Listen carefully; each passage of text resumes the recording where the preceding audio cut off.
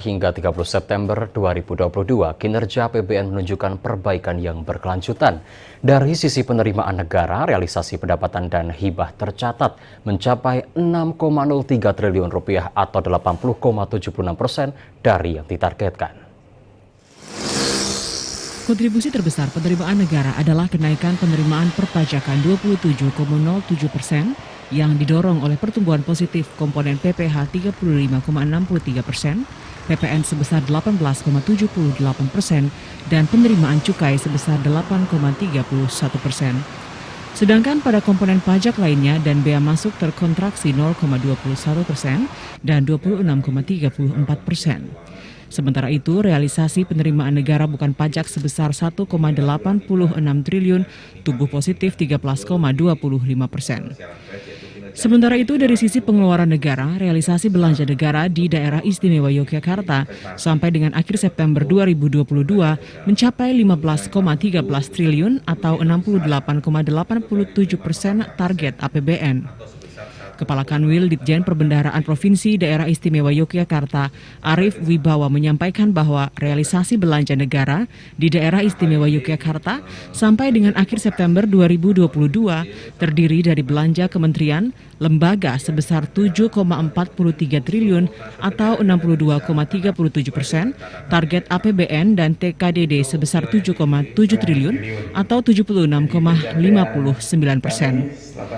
Realisasi belanja kementerian atau lembaga terkontraksi sebesar 5,38%, terdiri dari realisasi belanja pegawai 3,39 triliun atau 72,38%, dari pagu belanja pegawai, belanja barang 2,46 triliun atau 57,52%, belanja modal 1,56 triliun atau 53,3%, dan belanja bantuan sosial 15,65 miliar 87,87% dari pagu belanja bantuan sosial.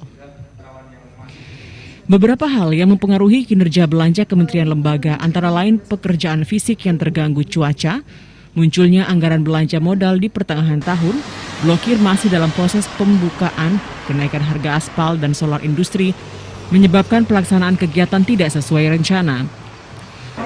Nah, tahun ini moderat diperkirakan ya antara 90 sampai 92-93%. Karena banyak hal yang membuat kementerian itu ternyata tidak bisa mengeksekusi.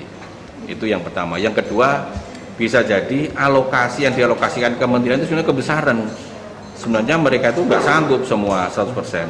Nah, mungkin batasan harus selesai 100% itu tidak sepenuhnya tepat karena memang kemampuan dan daya serap kementerian yang terpresentasi di Satker DIY itu juga belum tentu bisa mengeksekusi 100%.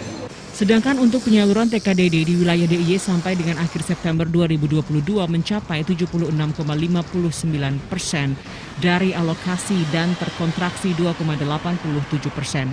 Terdiri dari transfer ke daerah yang mencakup dana perimbangan 6,2 triliun, dana insentif daerah 244,12 miliar, dana keistimewaan 1,5 triliun, dana desa sebesar 372,33 miliar.